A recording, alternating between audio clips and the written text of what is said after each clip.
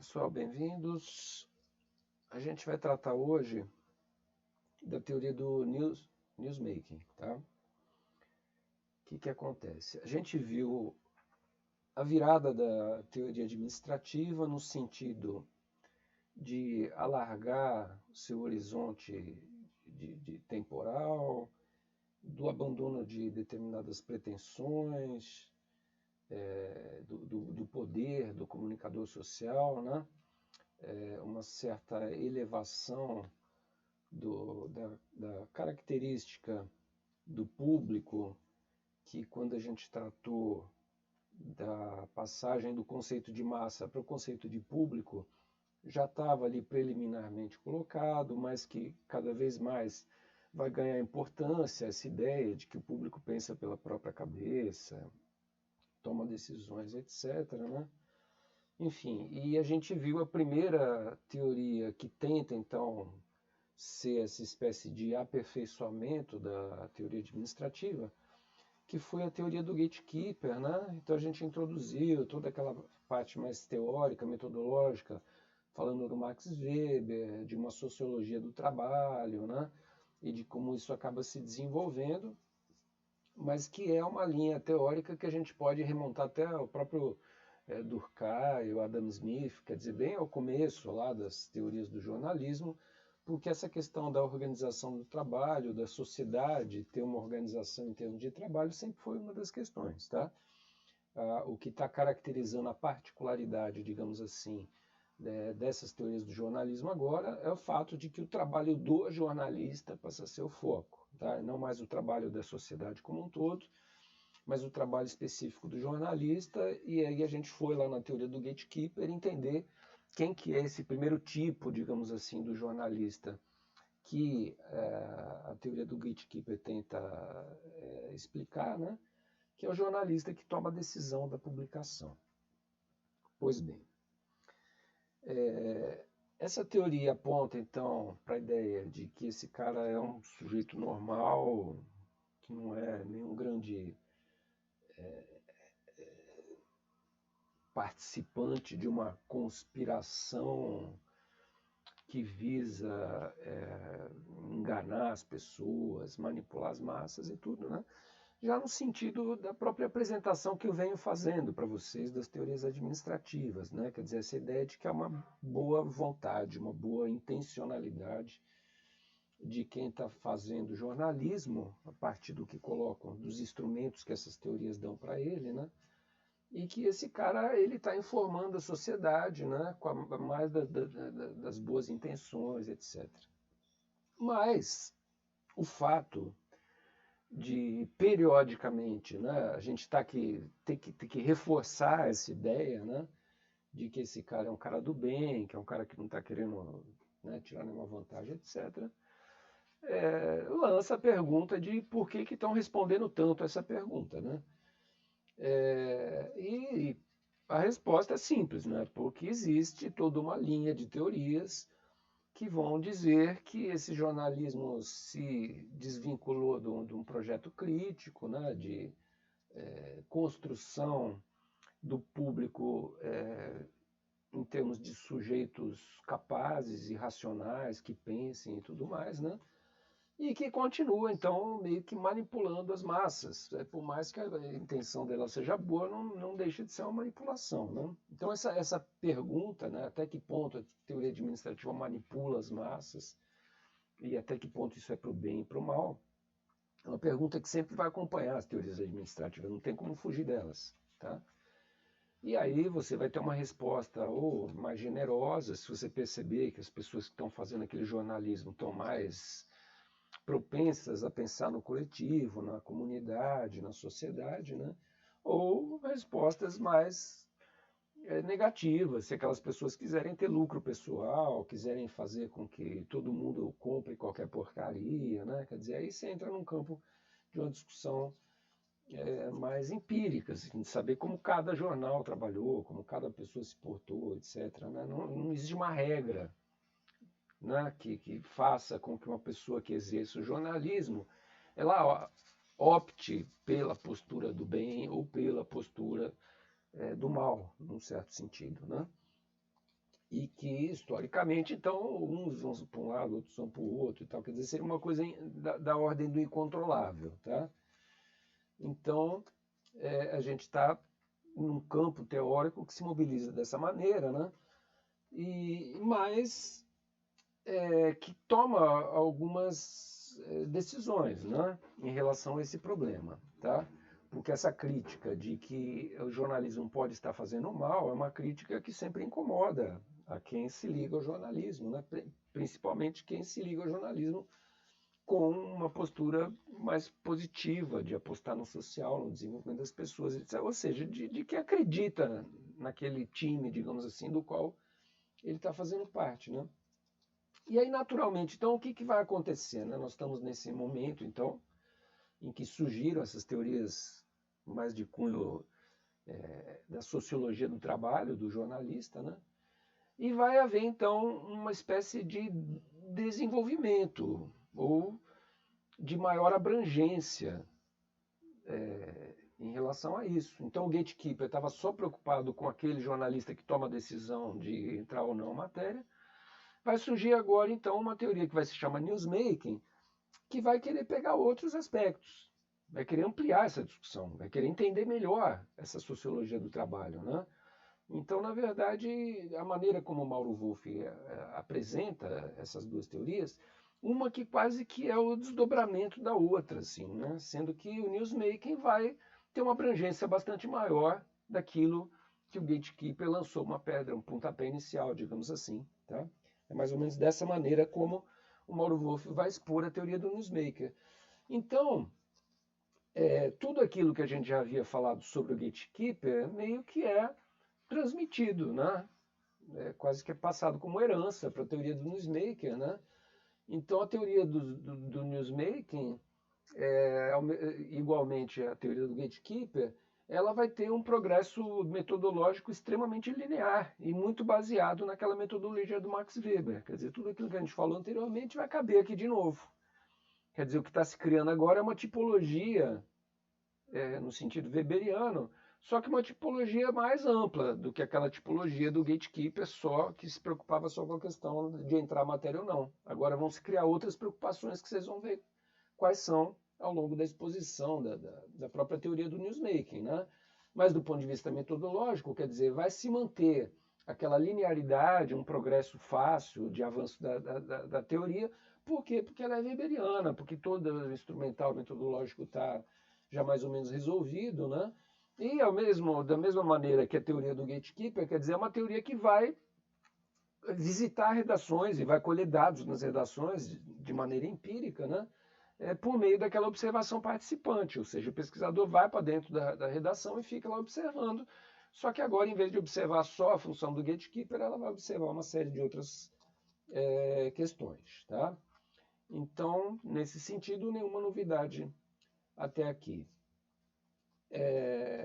Também não tem nenhuma novidade o fato de que essa teoria, para querer se distanciar daquela polarização teoria administrativa e teoria crítica, também vai se reivindicar a ideia de que superou a dicotomia entre as duas, né? E para fazer isso, ela vai querer se distanciar das preocupações de ordem social, tá? As preocupações de ordem da discussão do capitalismo, da opressão contra os sujeitos, né? Dos poderes da mídia e tal. Ela vai tentar sair fora disso também, né? E aí, nesse sentido, quer dizer, ela não deixa de ser também uma herdeira das teorias administrativas, porque as teorias administrativas também preferiam sair fora dessa discussão. Tá? Recebiam os ataques da teoria crítica, né? De que eram conspiratórias, etc., manipulatórias, e não queria entrar nessa discussão. E essa aqui também vai ser uma teoria que vai optar por esse distanciamento, né?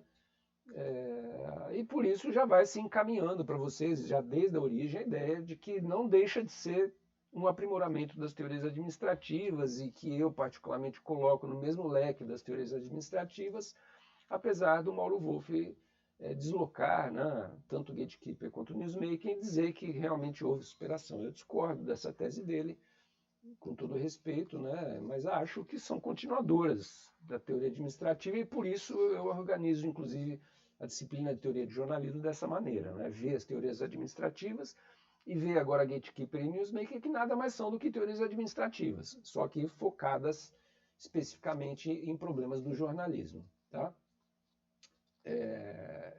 E que não entram na discussão do iluminismo, né? Ou seja, do investimento em fazer com que o público se torne maior de idade e consiga administrar a sua própria vida. Tá? Então, o panorama geral é esse. Tá?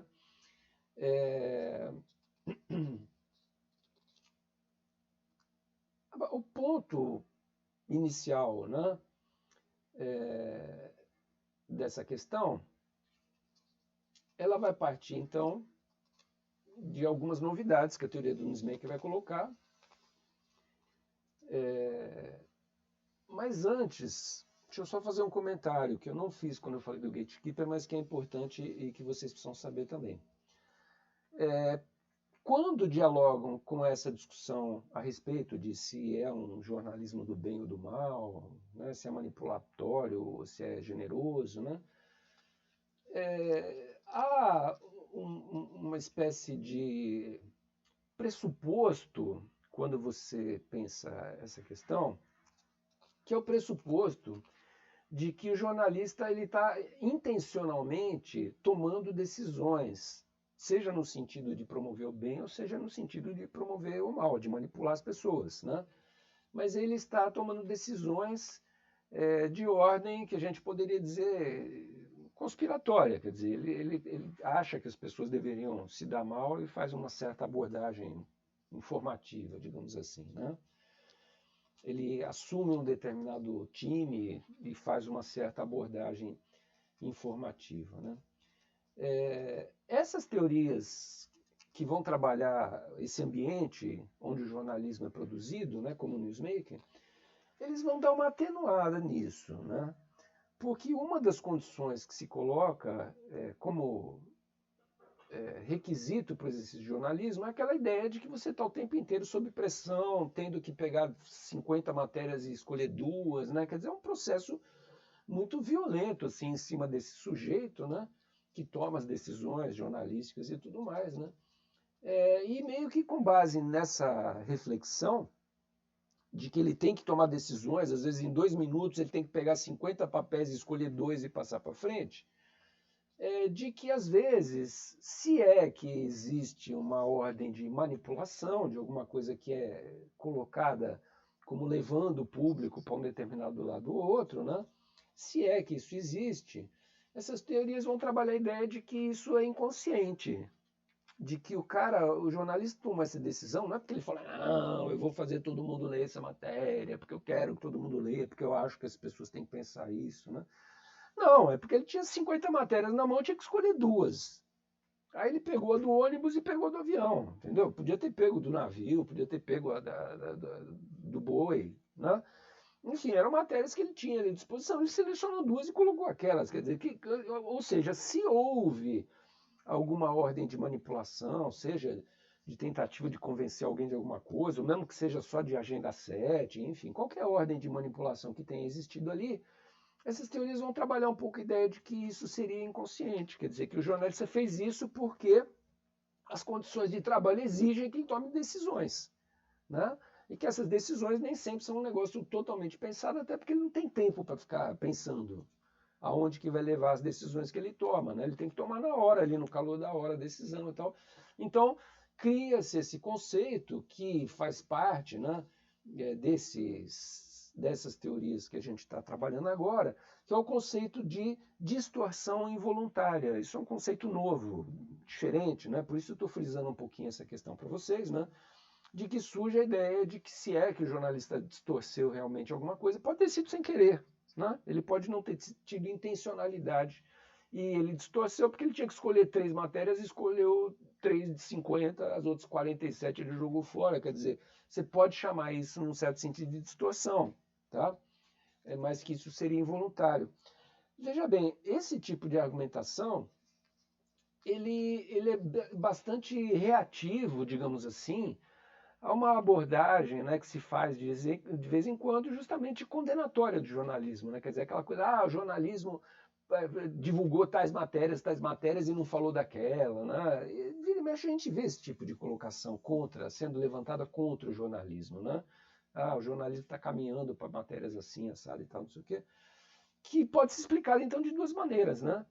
Ou nessa forma acusatória, que diz que o jornalismo intencionalmente está fazendo um jogo de alguém e tal, está privilegiando certas questões, ou de uma maneira menos incisiva, de que assim, pô, eu tinha que escolher 3 de 50 matérias, escolhi essas 3 aqui, a outra ficou do lado de fora, né? Quer dizer, acaba tirando um pouco aquela impressão, digamos assim, né? De que tudo no jornalismo é efetivamente extremamente calculado, que todo mundo sabe o que vai sair no jornal, né? E joga isso, num certo sentido, um pouco mais para um certo acaso do próprio processo de produção jornalística, que exige tomadas de decisão, e de vez em quando alguém vai tomar a decisão A e outro vai tomar a decisão B. Tá? Então, essa perspectiva sempre de tentar abrandar um pouco, digamos assim, o lado do profissional, né? E que, segundo a minha perspectiva, a minha experiência profissional, inclusive, é verdadeira, entendeu? Eu nunca tinha muito tempo para decidir o que ia entrar no jornal, o que não ia, né? Tem coisas que a gente pensa com mais calma, faz uma pauta, daqui a 15 dias, quer dar uma matéria, tá, mas tem coisa que não. Você está fechando o jornal, chega lá um monte de papel na tua mesa e você tem que decidir se aquilo é mais importante ou não do que aquilo que você já tinha programado para publicar. Tá? Então, essas são as questões básicas, assim, genéricas, né? E aí agora a gente vai entrar nas questões específicas da teoria do newsmaking. Quer dizer, existe uma coisa que é tida pelo Mauro Wolff como uma espécie de pontapé inicial, de que é o fato que existem dois tópicos ou duas grandes questões, digamos assim, que norteiam as preocupações do newsmaking. Uma delas, como eu já havia adiantado, é a própria maneira de funcionamento interno da redação. Esse vai ser um dos campos onde o newsmaking vai criar perguntas e vai tentar esclarecer como é que isso funciona, né? Como é que a redação funciona internamente? Quais são os seus processos de tomada de decisão, de produção de matérias, de escolhas e tudo mais, né? Então isso, né, o modo de funcionamento do trabalho jornalístico, que é uma coisa que está bastante relacionada com a própria tradição sociológica, né, weberiana, né, que vai discutir as questões da especialização do trabalho e de como esse trabalho é realizado em termos de tipologias, né? Então isso vai ser uma frente bastante presente. Mas vai surgir outra frente que, num certo sentido, meio que agrega a essa primeira, que vai ser o estabelecimento de algo extremamente vago, né? Que a teoria do newsmaker vai chamar da cultura profissional. Tá? A cultura profissional, o que seria? Seria alguma coisa também completamente empírica, algo que é histórico. O jornalista do século XXI não é igual ao do século XIX nem do XX, né? Então é algo completamente empírico, datado, mas que vai se transformando e que a gente percebe diferenças. Né? Diferenças assim, concretas, observáveis realmente. Né? Eu lembro quando eu entrei a primeira vez na redação em 84, que assim, 90% das pessoas fumavam e usavam máquina de escrever. Né? Aquilo era uma coisa da cultura jornalística. Né? O cigarro, a bebida. Né? Jornalista era tudo cachaceiro naquela época, se vestia mal, era um pouco relaxado, era um ambiente predominantemente masculino. Né? Isso tudo, essas características pontuais históricas do jornalismo, que a teoria do newsmaker vai chamar de cultura profissional do jornalista, e que isso tem uma história, tem uma transformação, do jeito que é hoje não é como era ontem, né? Quer dizer, isso, mas é um aspecto que as pesquisas do newsmaking vão tentar prestar atenção, porque ela acha que essa cultura interfere também na maneira de fazer jornalismo, né? Então vão ser as duas grandes questões, quer dizer, a questão da organização do trabalho, de como o jornalismo é organizado, e de qual é a cultura das pessoas. Tá? Isso é extremamente didático, assim, né? Eu sempre digo para os alunos de jornalismo, daqui a pouco vocês vão estar nos mergulhões e tal, vocês vão ter que fazer jornal, né? E eu lanço a pergunta, né? Qual é a primeira coisa que vocês vão ter que fazer na aula, né? Digamos assim, que vocês vão organizar o jornal laboratório de vocês, né? E alguém atraído por uma série de coisas que a gente já viu, né, em disciplinas introdutórias e tudo mais, naturalmente fala que a primeira coisa que eles vão ter que fazer é a pauta para que o jornal vire um jornal de verdade, né? Que eles vão ter que começar pela pauta. E aí, eu já esperando essa resposta, eu viro e falo assim, não, a primeira coisa que vocês vão ter que fazer é organizar como é que vocês vão trabalhar. Tá? Esse jornal vai ter editor, esse editor ele vai ler os textos dos outros, ele vai pautar as matérias, ou cada um vai pautar a sua. Esse jornal vai ter editorias.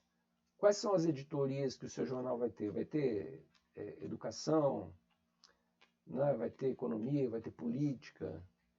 É um ano eleitoral, então seria interessante ter uma editoria de política, ou não é, a editoria de política vai ficar esvaziada, é melhor ter uma editoria de administração pública, então, que vai cobrir prefeitura e Câmara Municipal, né? Quer dizer, essa estrutura do trabalho, quem que vai fazer o quê, que dia que a gente vai fechar, para fechar na sexta-feira, que dia que as pessoas têm que entregar as matérias? Pô, tem que entregar na quinta, porque o editor vai ter que revisar e juntar com fotografia, diagramar, né? Quem que vai diagramar? Quem que vai fotografar? Toda essa parte estrutural, organizacional, de modo de funcionamento do trabalho, vai ser o fundamental para que o jornal saia. Depois que isso estiver tudo estabelecido, aí sim, aí entra a pauta e aí começa a maquininha, começa a funcionar. A pauta vai vir de quem? Vai vir do pauteiro ou vai vir do... Né? Aí a organização do trabalho já está estabelecida, né? Então, a coisa fundamental do funcionamento de qualquer redação é a organização do trabalho. É cada um saber o que vai fazer. É estar muito claro quem toma decisões. Porque faltando 2 minutos para fechar uma matéria, você tem que saber exatamente quem decide se vai entrar matéria A ou se vai entrar matéria B. Tá? Então, se alguém tem a dúvida, tem um cara lá que não tem dúvida, é o editor, ele fala, não, vai entrar A. E aí, depois que ele falou vai entrar A, você pode ficar chateado, pode chorar, pode espernear, porque você queria que... Mas não, você vai obedecer. Porque se não for essa hierarquia extremamente rigorosa, você não vai fechar o jornal em 2 minutos. Até você explicar por que você acha que é a matéria B que deveria entrar não a A, isso já levou 5 minutos, entendeu? E o fechamento já foi para o buraco e acabou a dinâmica toda do jornalismo que depende do tempo, né? Então eu estou tentando passar para vocês a ideia, né, de que esses dois eixos que o newsmaking está colocando como eixos fundamentais da teoria do newsmaker, efetivamente são dois eixos fundamentais de funcionamento do jornalismo. Se o jornalismo não tiver sua estruturação interna, ele não vai conseguir fechar a edição no horário, né? E se a gente pode trabalhar com prazos dilatados, como um jornal semanal, por exemplo, que fecha na sexta-feira e tal, não sei o que lá, imaginem um jornal nacional, que vai ao ar às 8h30, 8h41, entendeu? Não tem como ter erro. Não tem como a escalada não estar pronta às 8h41. Né? Tudo tem que estar pronto com antecedência. Né? Quer dizer, senão o jornal não funciona. Senão acontecem os bugs que de vez em quando a gente vê no jornal. Começa uma chamada e alguém titubeia lá. Por quê? Ah, porque o cara que faz a chamada mudou a chamada e não atualizou o TP. Entendeu? É esse tipo de coisa que é da dinâmica da profissão. Né? E que se alguém não atualizou o TP e tal, vai levar um puxão de orelha. Porque pô, o Bonner ficou vendido lá, começou a ler e não sabia o que ia ler. Né? Então é esse tipo de coisa que exige uma hierarquia, que eu costumo falar que é uma hierarquia quase que militar assim dentro da redação, porque senão a redação não funciona. Tá? Então, senão a redação efetivamente não funciona, e é isso que essas teorias estão chamando da organização do trabalho dentro do jornal, e é isso que elas vão estudar. Como é que o jornal A funciona? Tem pauteiro, não tem? Tem editor, tem subeditor? Quem que manda esses repórteres para a rua? Quanto tempo o repórter vai ficar na rua? Ou ele não vai para a rua, vai fazer matéria pela internet? Quer dizer, tudo isso está pré-estabelecido. Quando você vai trabalhar num jornal, alguém chega para você e fala, ó, funciona assim, assim, assado. Vai chegar 10 horas, vai receber uma pauta, vai não sei o que, vai não sei o que lá, e você vai ter um dia para entender essa dinâmica e vai ter que enquadrar nela, porque senão você vai ser demitido. Né? Então é velha história. Sempre falo para vocês, entrar no jornal é fácil, difícil é ficar. Você vai ter muito pouco tempo para entender qual é a dinâmica de funcionamento daquele quartel-general, que é um jornal, e você vai ter que se enquadrar naquilo rapidamente e não vai ter que dar trabalho para chefias superiores de ficar discutindo, ah, achei que isso, achei que aquilo, porque senão você vai dançar na redação. Ninguém vai suportar você se você muito rapidamente não se adequar a essa camisa de força que é a organização do trabalho dentro da redação e começar a cumprir, tá? Então é isso, essa organização do trabalho que o newsmaking vai estudar, e por outro lado isso implica numa cultura jornalística também, né? De ser esse cara que, por mais que se submeta, né, a essa ordem rigorosa e tal, por outro lado quer sair de lá e tomar uma cachaça e tal, para, né, relaxar um pouco, porque essa estrutura realmente às vezes ela acaba ficando pesada, né, para o profissional e tal. Então essas coisas estão evidentemente interrelacionadas, tá? Pois bem, são duas, então, questões, né, que vão perpassar essa pesquisa, quer dizer, essa tentativa de criar uma teoria do newsmaker, né, que são a organização do trabalho na redação e a pesquisa profissional. Tá? E aí, o que vai acontecer? Dentro dessa dupla perspectiva, né, quer dizer, aí o newsmaker vai começar a tentar criar categorias gerais, né, para que depois ele vá em cada redação e entenda como é que isso funciona. Então, depois de estabelecer esses dois pontos centrais da pesquisa, vai estabelecer 3 elementos estruturais que possibilitam qualquer redação a funcionar. Tá? Quais são esses 3 elementos funcionais? Primeiro, o jornal tem por função tornar possível de reconhecimento um fato que até então era desconhecido. Quer dizer, é uma função básica do jornal. Né? O jornal tem que trazer à luz aquilo que não se sabia. Tá? Essa vai ser uma função básica que o jornal tem que fazer. Então, em função desse tópico, né, o jornal vai ter que buscar pautas, vai ter que ter apuração, vai ter que ter uma série de coisas que vão fazer com que algo que é acontecimento mude e se transforme em algo que a gente chama de notícia. Qual que é o processo de transformação pelo qual um acontecimento vira notícia? Tá? Aí um segundo aspecto, né, que está ligado a essa metamorfose, digamos assim, que o acontecimento vai ter que passar para virar notícia. Né? Esse acontecimento ele vai tem que estar colocado num formato que é o formato da notícia, que é o formato do veículo, aonde aquela notícia está sendo publicada. Então, o formato de uma notícia de rádio é diferente do formato de uma notícia de televisão. Uma é simplesmente falar as coisas, a outra tem apoio de imagem. Então, isso vai criar uma natureza diferente da elaboração, digamos assim, da forma como o acontecimento vai ser retratado.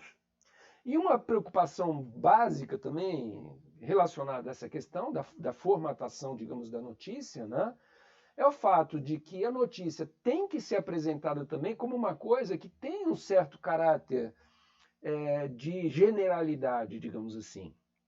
A notícia ela não pode ser tão idiosincrática, é o termo que o Mauro Wolff utiliza aqui, ou seja, ela não pode ser tão pitoresca, né? Que esse lado pitoresco da notícia sobreponha a um lado mais genérico, né? Da gente entender do que está se falando ali, por que está se falando naquele assunto e qual é o objetivo daquilo ter virado notícia. Né? Então tem um problema de formatação aí que é conter, digamos assim, a pretensão da notícia de virar algo completamente particular, assim, que não vai é tão particular que não serve para ninguém aquilo, né? Então, uma certa abstração, né, que a notícia tem que trazer, no sentido de apresentar aquilo de uma forma que as pessoas entendam, né, como alguma coisa corriqueira, que é capaz de acontecer. E o terceiro elemento, né, que inicialmente o newsmaker vai colocar, é que deve ter uma organização temporal e espacial, digamos assim, do próprio da apresentação da notícia, né? Que, num certo sentido, está relacionado com o próprio formato também do veículo. Né? Quer dizer, são escolhas que eu vou ter que fazer para organizar internamente a notícia para que ela seja capaz de passar as informações a respeito do acontecimento que ela pretende efetivamente passar para frente. Tá?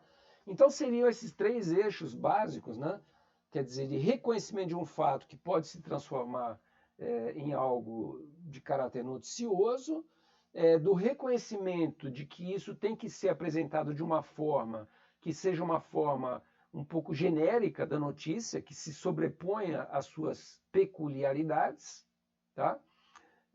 E o fato de que isso tem que estar organizado de uma forma tempo-espacial que é característica da própria notícia, tá? Então são três questões, digamos assim, ou obrigações que toda notícia vai ter que lidar com elas e vai ter que ser capaz de lidar. E que mais para frente, então, o newsmaking vai oferecer instrumentos para tentar mostrar como é que isso vai ser possível de ser realizado, tá bom?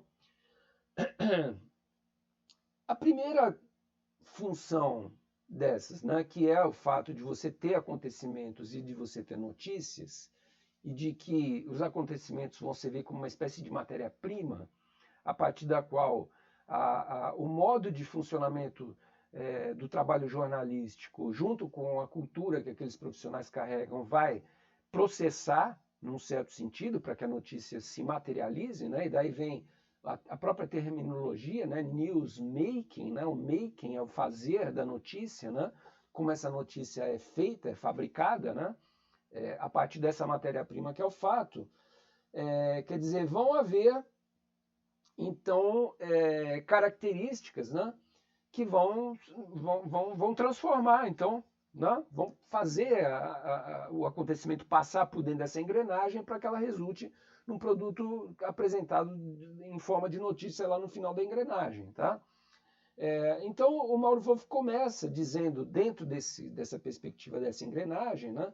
Como que a cultura profissional interfere, digamos assim, nesse processo, né?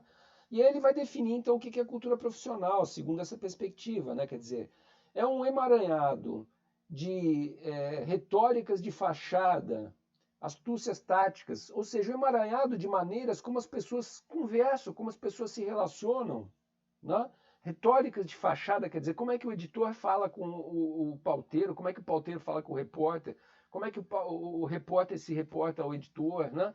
Quer dizer, são retóricas, né? São falas que fazem parte dessa cultura, né? Então muda historicamente, né? E astúcias táticas também, porque o repórter ele quer que a matéria dele entre. Então, às vezes esse repórter ele vai tentar dar um tratamento, né, na maneira como ele apresenta a matéria para o editor, que valorize aquele material que ele está trazendo, porque ele quer ser valorizado profissionalmente pelo que ele fez também, tá? Então, para vocês verem aonde que essa cultura, digamos assim, entendida de maneira bastante ampla, né, ela entra, né, na forma dessas ações das pessoas dentro do ambiente de trabalho. Quer dizer, códigos, né? Quer dizer, se eu quero valorizar uma matéria, quer dizer, códigos que me apresentam estratégias de como valorizar, né? Dizer, por exemplo, que eu fui para uma cobertura e nessa cobertura estava o cara do Estadão e da Folha também. Quer dizer, isso é uma maneira de dizer para o editor que outros jornais vão dar essa informação com importância. Então a minha também deve ganhar importância por causa disso, né? Quer dizer, coisas que vão constituir, então, uma espécie de cultura, né? Que tem dentro de si, carrega a ideia de papéis diferentes que cada uma dessas pessoas representa, como é que essas pessoas de papéis diferentes devem conversar, quais devem ser as estratégias de convencimento, né? Uma espécie de rituais pelos quais o jornalista tem que passar dentro do seu ambiente de trabalho para conseguir realizar a contento, né? A sua função, tá? E aí, então, quer dizer, tudo isso vai interferir, né, como uma espécie de ideologia, ou modo de atuar dentro do jornal, que é isso, então, que está se chamando nessa teoria de cultura profissional. Tá? Por outro lado, quer dizer, existe esse outro ingrediente, que é o ingrediente da organização do trabalho. Quer dizer, que já não é mais algo tão plástico, não é mais tão maleável quanto é uma cultura, né? Porque a cultura, digamos assim, tem pauteiro na Folha, no Estadão e na Veja, né? Mas o pauteiro do Estadão, ele pode ter a cultura de chegar às 10 da manhã, da Veja chegar às 8, quer dizer, cada um pode ter sua cultura diferente. Mas A própria organização do trabalho já é algo mais estático, quer dizer, tem pauteiro, né? Quer dizer, isso não é uma coisa que fica mudando toda hora, ou tem pauteiro ou não tem, e se tiver, né, enfim, é um pouco isso, né? E aí já entramos no lado da organização do trabalho, quer dizer, quais são as funções que existem dentro de uma redação? Como é que o que cada uma dessas funções realiza, né? Qual que é o papel esperado do pauteiro, qual que é do editor, qual que é do repórter, né? Quer dizer, quais são os âmbitos, né, que abrange cada uma dessas funções, né? Essas funções elas legitimam o processo produtivo. Então, aquilo que o editor bateu o martelo, falou não vai sair essa matéria, tem uma legitimidade que a própria função dele coloca em termos de que a hierarquia dele permite que ele tome essa decisão, por mais que aquilo descontente pessoas que estão abaixo dele. Tá? Como que a gente vai usar as fontes? Quer dizer, os veículos vão estabelecer parâmetros, limites, né, de seleção de acontecimentos, né, quer dizer, coisas que são mais estruturais, digamos assim, da organização do trabalho, né, e que são coisas, então, que estão mais definidas como uma linha editorial, por exemplo, né, aquilo que eu falei para vocês no começo, nosso jornal vai ter editoria de política, né, quer dizer, isso é uma coisa que o jornal estabeleceu, isso é uma coisa da própria organização do trabalho, o fato de existirem certas editorias e de não existirem outras, né? Quer dizer, é uma coisa muito mais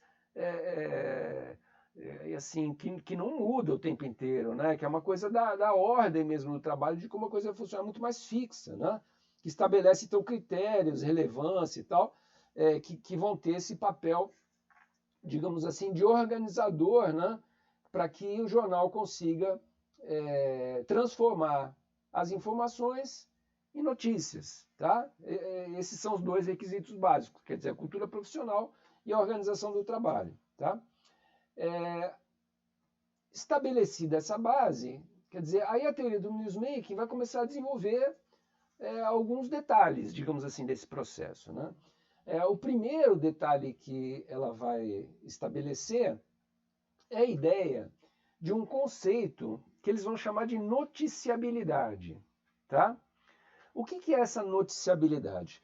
A gente viu lá que os primeiros estudos do newsmaking, do gatekeeper, desculpem, diziam que a tomada de decisões era uma coisa meio assim, a pessoa tomava decisão, era uma coisa meio aleatória, né? Quer dizer que não havia exatamente um conceito por trás daquilo, né? Pois bem, o newsmaking vai tentar elaborar isso, né, para dizer que talvez a coisa não seja assim, tão subjetiva, digamos assim, né?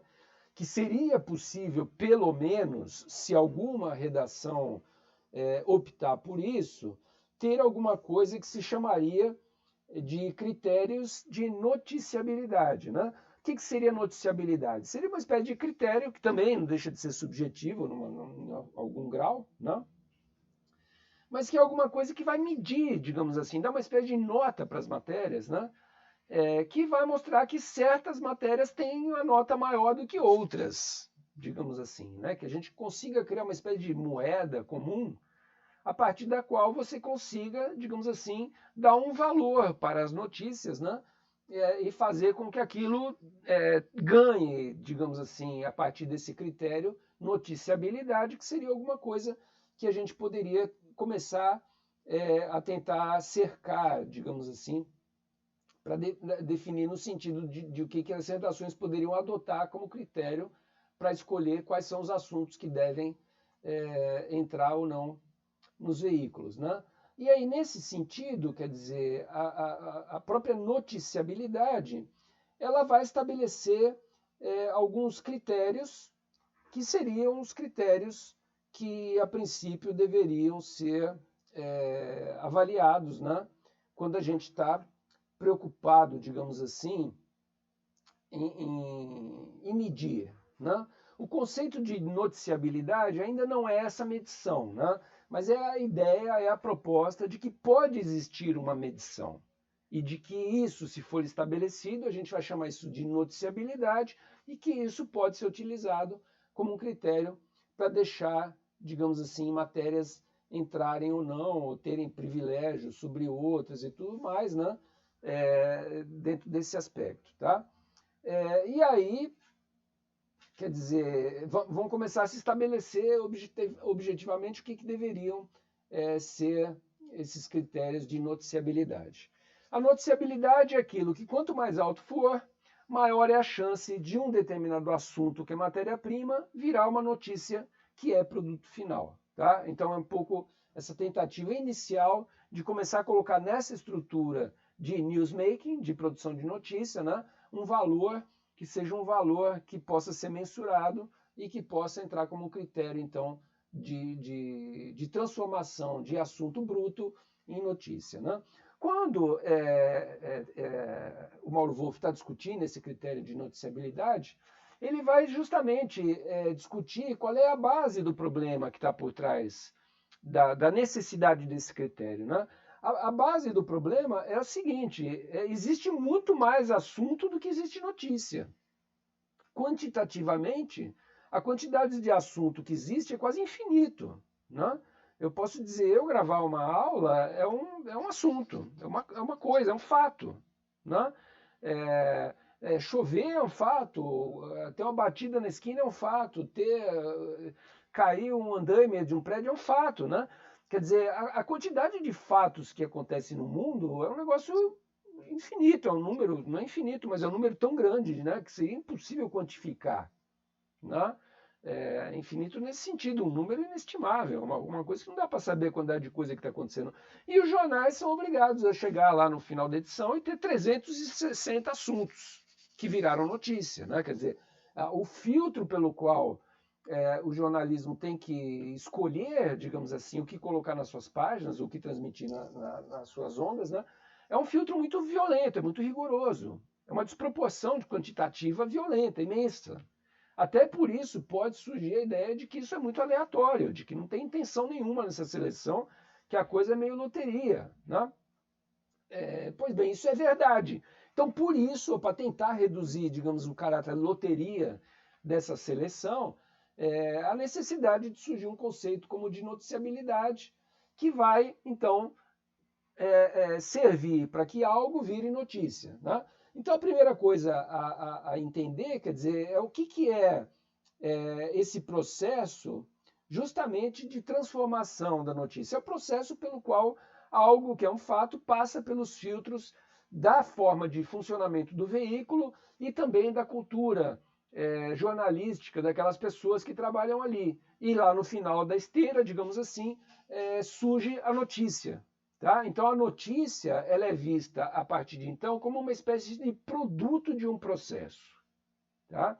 A gente já viu um conceito de notícia lá na introdução à teoria do jornalismo, de introdução ao jornalismo, fundamentos, um conceito muito mais, digamos assim, estilístico, né, que tentava diferenciar notícia de reportagem, tal, dizendo que uma é menor, outra é maior e tal, não sei o quê.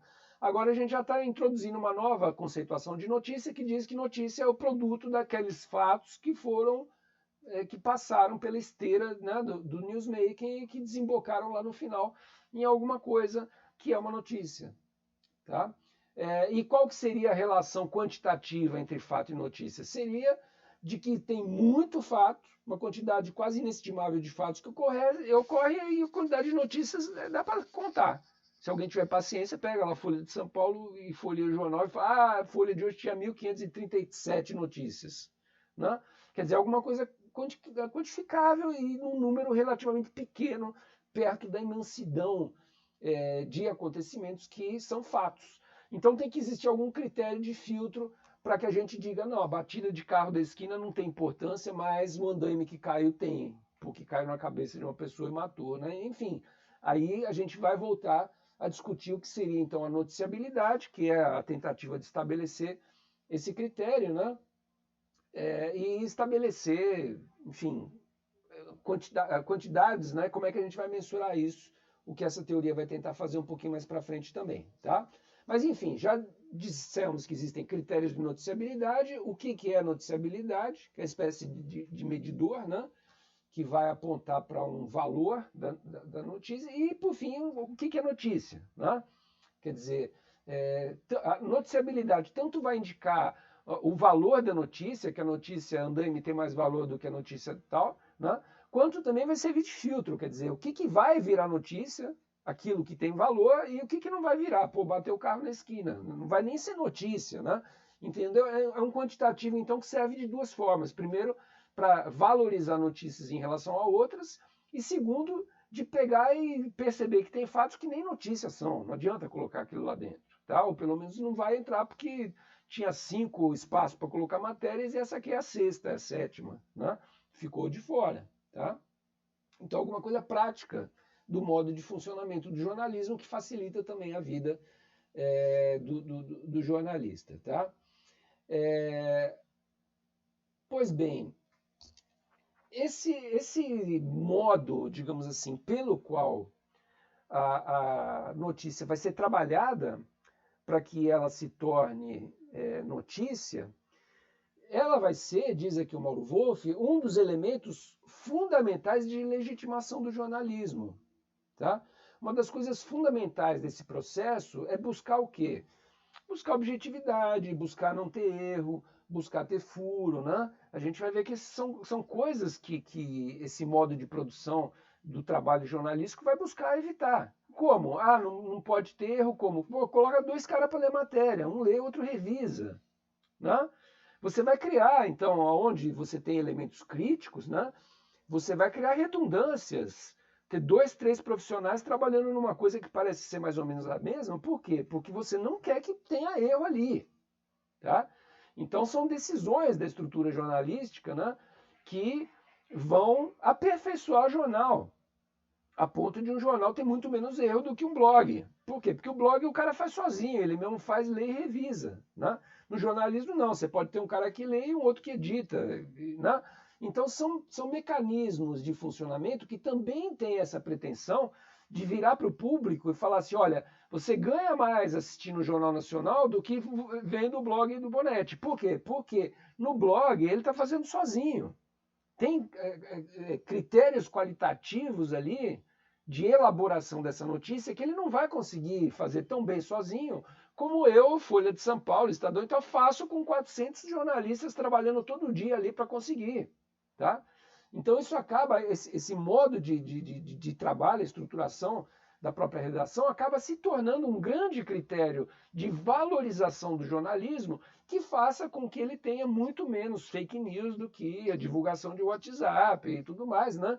Quer dizer, vai dando uma espécie de privilégio, né? Uma espécie de validade, digamos assim, ou se vocês até preferirem usar o termo, credibilidade para o veículo, né? Porque aquele veículo ele tem menos chance de errar. Por quê? Por causa da estrutura dele. Por causa da estrutura de trabalho que envolve muitos profissionais fazendo uma coisa só, 3, 5 pessoas lendo a mesma coisa e tal, é mais fácil de você ter um padrão de qualidade mais elevado, né? Então, tudo isso legitimaria, digamos assim, o processo produtivo da redação, né? O diferenciando de outras possibilidades de informação paralela, como blogs, sites e coisa e tal, mas que você vira e fala assim, pô, por mais que seja bom esse jornalista e tal, ele está sozinho, quer dizer, a quantidade de assuntos que ele vai dar conta vai ser muito menor do que o blog do UOL vai conseguir, né? Esse tipo de argumentação que também já começa a se fazer em torno do modo de trabalho da redação, tá? Do newsmaking. Bom, vistas essas bases, quer dizer, aí a gente vai entrar numa coisa que o newsmaking vai chamar das rotinas produtivas, ou seja, para que esse processo de produção de notícia tenha um fluxo rotineiro, de que sempre tenha notícia, né? O blog do Bonetti pode ser que eu fique gripado hoje, amanhã eu não publico nada. E isso não vai fazer tanta diferença. Mas imagina amanhã não sair a Folha de São Paulo. Imagina amanhã não ter Jornal Nacional. Quer dizer, isso é uma catástrofe. Tá? Então, as redações, dentro dessa perspectiva de que elas têm que ter padrões de qualidade, uma das coisas que elas têm que ter é uma rotina que garanta que a cada dia vai ter jornal. Tá? E, basicamente, o que essas rotinas vão implicar? Né? Vão implicar que você tenha algumas coisas que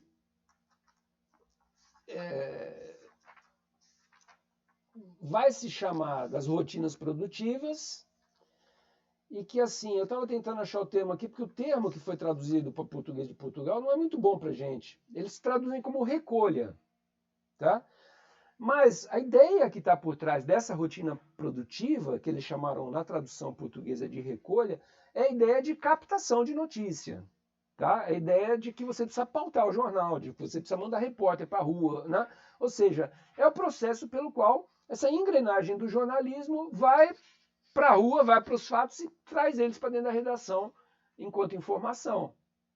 Tem que ter um processo, que é uma das rotinas jornalísticas básicas, que é a questão da recolha. Você tem que ir para a rua buscar os fatos e tem que trazer esses materiais para dentro. Tá? A segunda questão, e quer dizer, aí dentro da recolha tem uma série de discussões, a relação com as fontes e tal, as agências que podem alimentar os jornais com fontes também, como fontes de informação, né? Agências noticiosas, mas também agências de serviço. Você poderia colocar hoje, modernamente, a questão da internet como fonte de recursos, mas também o correio, quer dizer, as pessoas mandam cartas dizendo, amanhã vai ter uma coletiva, o e-mail, né, as formas digitais e tal. Mas essa perspectiva, né, dessa primeira rotina produtiva, que é a recolha, é você trazer material para dentro do jornal. A segunda rotina tem que ser justamente a seleção das notícias. Essa ideia que, assim, fatos tem inumeráveis, pautas tem 150, e eu vou publicar 100 matérias. Tá? Então tem um processo agora, que é um processo de seleção, que é interno ao jornal, ou seja, o jornal já recolheu as matérias, já captou as informações que precisava, agora tem um processo de definição de efetivamente, dentro desse leque de matérias que foram produzidas, quais que eu realmente vou aproveitar, né? Ou seja, quais que eu vou publicar e quais que, infelizmente, olha, não tem espaço para isso. Eu não vou deixar de dar uma matéria sobre imposto de renda para dar uma notícia de preço de boi, entendeu? Aí entra essa questão, essa ideia de seletividade dos assuntos. Seria uma segunda rotina produtiva. Então, a primeira, né, captura, tá, ou captação, e a segunda, seleção. A terceira rotina produtiva seria o que eles chamam de editing, ou seja, de edição, efetivamente, que implica nas questões de qual é o formato, como é que vai estar o texto, qual que vai ser o lead, vai ter fotografia, não vai ter imagem, né? Quer dizer, vou abrir com título em 6 colunas no jornal, eu vou dar um título pequenininho lá no rodapé, quer dizer, todas as questões de edição que formam, então, essas 3 rotinas produtivas, captação, seleção e edição, que é basicamente as 3 engrenagens pelas quais o assunto tem que passar para que lá no final a notícia esteja pronta. Tá? Isso aí vai ser chamado, então, por essa teoria de rotinas produtivas, e cada uma delas vai ser discutida, né, com maior ou menor profundidade, mas que caracterizam, né, esse modo de funcionamento interno do jornal, aonde as pessoas, com a cultura que elas têm, elas vão chegar lá e vão exercer diariamente seu exercício profissional, vão lá e vão cumprir com o seu exercício profissional dentro dessas rotinas produtivas e tudo mais. Tá? Pois bem, seriam então 3 fases genéricas, né, que é captação, seleção e edição, seriam as 3 fases genéricas da rotina produtiva, né? E aí uma delas vai implicar seus problemas. Então, se a gente for discutir a pauta, que está relacionado com captação, né? Aquele livrinho que vocês leram uma vez lá do Clóvis Rossi, vai falar de problemas da pauta, de que a pauta direciona um pouco o jornal para um certo lado ou não.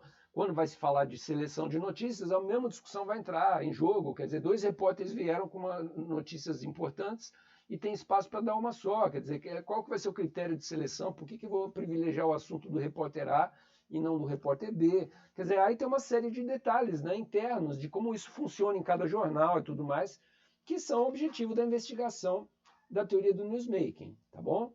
E, por fim, a questão da edição também, qual é o critério para dizer o que vai no topo da página, o que vai para o rodapé e tal, não sei o que é uma última fase, digamos assim, dessas rotinas produtivas, tá bem? O fato dessas rotinas produtivas existirem, né, e de eu determinar que 5 profissionais vão para a captação, 8 profissionais vão para a apuração, 12 vão fazer a seleção, ou edição e vão fechar, né? Quer dizer, o fato de eu manusear a minha equipe profissional para cobrir essas várias funções dentro do jornal, que vão caracterizar, então, o modo de funcionamento específico de cada um dos veículos, né? Aonde que esse veículo pretende, então, apostar suas fichas, né? Em quais editorias esse veículo vai colocar mais repórteres, como é que ele quer sair na política, no esporte, né? Que vão, então, também delinear a própria linha editorial do veículo, tá bom? E que garantem, né, dentro dessa opção que cada veículo fez, vão garantir o que as teorias vão chamar de um fluxo seguro de informação. Fluxo seguro de informação é o seguinte: o jornal vai sair todo dia. Entendeu? O Jornal Nacional tem de segunda a sábado, então no sábado o Jornal Nacional vai ser tão, né, quanto de segunda-feira ou de terça. Né? Quer dizer, não tem como o jornal um dia falar assim: olha, hoje a gente não vai fazer Jornal Nacional porque não aconteceu nada. Segunda-feira sabe como é que é, não tem nada, só esporte e tal. Então a gente vai, né, cortar o Jornal Nacional. Não pode. Né? Quer dizer, tem que ter um fluxo seguro de informação que garante que, independente do dia que for e tal, chuva, faça sol, tem que ter alguma coisa ali naquele jornal que preencha o seu espaço, que informe o leitor dentro do seu projeto. Tá? Pois bem,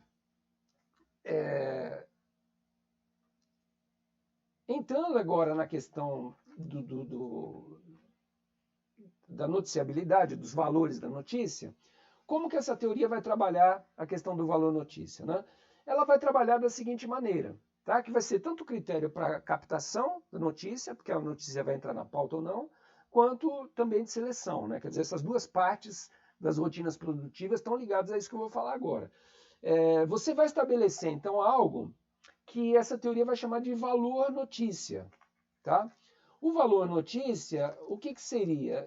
Ele não deixa de ser um valor subjetivo, quer dizer, não tem como falar, não, o valor é 10, é 8, não é isso, né? Não é disso que está se tratando, mas existe uma valoração. A gente sabe que uma notícia é mais importante que a outra por alguma característica, né?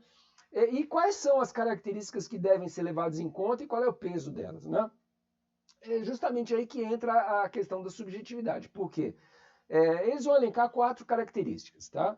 Já para colocar isso, quer dizer, existe característica substantiva, que assim, um sequestro de 500 pessoas é mais importante do que um carro que bateu na esquina.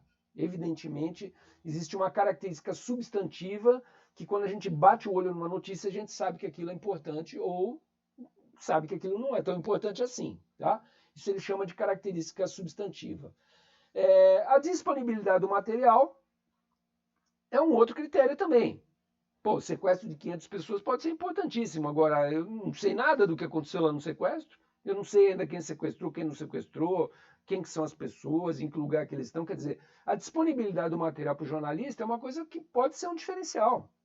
Tá? Essa batida de carro aí, porra, eu fui lá embaixo ver quem que era e tal, e era o presidente do Banco Central, e o cara se machucou e pode ser que morra. Quer dizer, de repente isso vira algo, inclusive, substancial. Né? Por quê? Porque eu tive acesso à informação, eu fui a fundo ali. Tem uma outra coisa que eu não fui a fundo, porque não tem nada sobre aquilo ainda, não tem como apurar. Tá? Então, a disponibilidade ela tem que ser um critério também, que vai distinguir. Se duas coisas são tão importantes uma quanto a outra, quer dizer, se uma delas eu tenho mais informação, eu vou privilegiar aquela. Tá? É um valor notícia. O terceiro fator é o público, então que de alguma maneira tem que ser levado em conta quando eu privilegio alguma informação.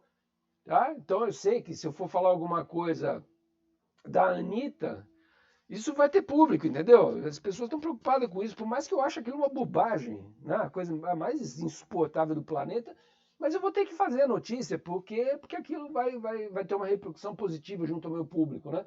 E por fim a questão da concorrência, quer dizer, a questão de eu ter uma exclusividade em relação à apuração dos fatos, de uma coisa que os outros jornais não têm.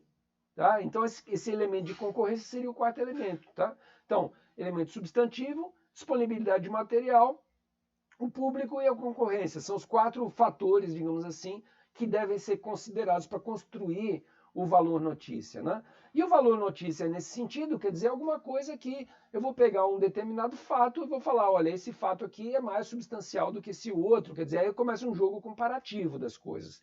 Mas pelo menos eu tenho um critério. né? É um jogo comparativo um pouco subjetivo, mas pelo menos é uma grade de critério, que é mais concreta, digamos assim, né, do que aquilo que no Gatekeeper se falava que era coisa. Quer dizer, o cara gostou da notícia ou não, não tinha menor motivo para aquilo, né? Então o newsmaking está colocando uma coisa que, num certo sentido, deveria ou poderia ser adotado por redações como uma espécie de parâmetro justamente para definir valor notícia, né? A partir do qual vai surgir a ideia da noticiabilidade, que é essa quantidade, né? E que vai definir, então, em último critério, como se uma matéria deve ou não deve entrar, tá? Então, basicamente, aí a gente fecha, né, os principais conceitos, digamos assim, da teoria do newsmaking, né? Que são a noticiabilidade, valor notícia, rotinas produtivas. Vocês percebem, então, que eles estão tentando estabelecer o que é, né, essa organização do trabalho dentro dos veículos, né? Voltando a insistir que é uma metodologia de observação participativa, então cada veículo, num certo sentido, vai divergir um pouco do outro e tudo mais. Alguns vão dar mais importância a isso, outros mais aquilo, né? E aí entra esse elemento da cultura profissional, que vai ser um elemento que também vai estar em jogo aí, né? E que vocês lembram, desde a investigação do Gatekeeper, né, que isso já está um pouco discutido ali. Por que as pessoas tomam certa decisão? Porque o chefe vai gostar, porque o cara quer virar subeditor e está fazendo o jogo da chefia, tudo, né? Então tudo isso faz parte dessa cultura de como se colocar dentro do jogo, digamos assim, dentro do Big Brother, lá dos paredões e das eliminações, etc. Como é que eu vou me portar para chegar nos meus objetivos, né? As coisas que eu tenho programado lá, por que eu quero ser jornalista, por que eu estou aqui nesse veículo e tal. Quer dizer, cada um de nós tem seus objetivos profissionais e tudo mais, e eu vou estar jogando dentro disso, né? Dentro de uma certa vocação também que eu tenho, eu gosto da coisa e tudo mais, eu vou estar jogando o meu jogo, né? Dentro desse possibilidade que me é permitida no jogo da organização do trabalho jornalístico para eu desempenhar a minha função. Agora, isso traz algumas consequências que eu só vou comentar agora muito rapidamente. Mas, primeiro, aquela questão de que, pela maneira como essa coisa funciona, às vezes o jornalismo publica coisas que não se sabe muito bem por que publicou, né? Quer dizer, aquela coisa da distorção involuntária lá que a gente já tratou de alguma maneira. Por outro lado, tem alguns aspectos positivos qualitativos, né? Que o fato de existir toda uma estrutura com 400 pessoas trabalhando para produzir um jornal diário e tudo mais, garante que ali alguns cuidados vão ser tomados, algumas redundâncias vão ser estabelecidas para que certas coisas nunca aconteçam, né, de jeito nenhum. Então, duas pessoas vão apertar o botão ali para a capa da folha ir para a gráfica, né? Então, se sair um erro de português na capa da folha, quer dizer, alguém vai ser demitido, porque esses dois caras só vão ler a capa da folha e na capa não pode ter um erro de grafia, de concordância, né? Então é isso, quer dizer, você tem os instrumentos lá que você vai administrar como um gestor, né? E vai identificar onde que pode ter, onde que pode ter mais, menos e tal, e vai direcionar redundâncias profissionais, reforços profissionais para fazer certas coisas, né? E aí, por isso, você vai estabelecer uma certa ordem de organização do trabalho, tá? E, por fim, quer dizer, dizer que também essas teorias apontam para a ideia, né, de que existem certas fragilidades do jornalismo, né? Ele vai discutir algumas aqui, já discutiu a questão da distorção, mas vai discutir também a questão de uma certa fragmentação do noticiário, né? Incompletude das matérias, né? Que vão ser justificadas, num certo sentido, justamente pelo modo como o jornalismo funciona. Quer dizer, o fato de ter que ser muito seletivo, de ter milhões de fatos e 50 notícias, né? Tudo isso vai explicar, em certa medida, por que a notícia no jornal é fragmentária, por que é mais fragmentário na televisão do que no impresso, né? Quer dizer, tudo isso, de alguma maneira, vai estar ali presente, né? Justificativas das qualidades, digamos assim, do jornalismo, tá? Enfim, é uma teoria que tenta, então, num certo sentido, aprofundar. A gente viu que muito mais do que a teoria do gatekeeper, né? Quais são funções, quais são os modos de funcionamento, quais são as culturas, quais são os valores de notícia, o que poderia ser considerado na hora de filtrar matérias e tudo mais. Então, se coloca, num certo sentido, como uma teoria histórica, porque ela vai para a redação e vê como é que funciona a redação da Folha, do Estadão e tal, e cria livros sobre os veículos, né? É comum existir esses livros que falam da história do jornal, do projeto gráfico da Folha, do projeto editorial da Folha e tudo mais, né? E por outro lado também tem um pouco esse sentido normativo, quer dizer, se alguém não sabe como fazer um jornal, leia essas teorias do Gatekeeper e vai discutir, pô, para começar a fazer o jornal a gente precisa começar a discutir a estrutura de funcionamento interno do trabalho, depois a gente vai discutir certos valores de uma cultura profissional que vai implicar numa certa identidade do veículo, né, de um certo projeto editorial, a gente costuma dizer, de uma linha editorial que vai nortear maior ênfase para esporte do que para política. Né? Esse tipo de decisão, então, são tomadas administrativamente até que você tenha um projeto de jornal. E a hora que você tem esse projeto de jornal pronto, meio que você põe a maquininha para funcionar, ela funciona. Tá? Então, um pouco, basicamente, essa ideia de que você consegue isolar essa maquininha da produção de notícias e dizer quais são as suas partes, investigar cada uma delas e fazer com que esses fluxos, então, de produção de jornais aconteçam dentro dos padrões que você quiser determinar e que você tem mecanismos para dar mais ênfase para uma área ou para outra, etc. Tá bom? Então, basicamente, o newsmaking é isso. A gente encerra dessa maneira, né, com as teorias do jornalismo que eu chamaria de teorias administrativas, porque elas não estão preocupadas com as questões que a gente vai começar a ver a partir do próximo módulo, né, que são as teorias críticas. Tá?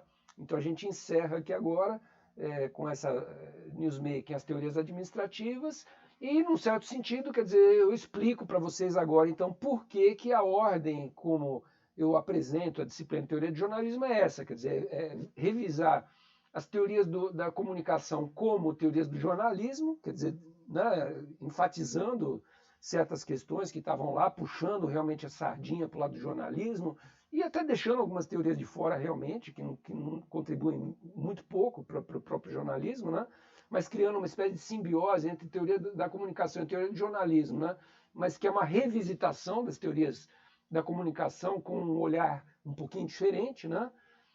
Então, nesse sentido, a gente incorpora as teorias da comunicação, mas tece uma certa crítica a esse bloco de teorias administrativas e vai passar, a partir da próxima unidade, a discutir as teorias críticas, então, que são justamente aquelas que talvez a gente poderia dizer mais pertinentes, né, quando a gente invoca o jornalismo como um projeto realmente de emancipação dos sujeitos por intermédio da razão, que é o projeto iluminista. Tá bom?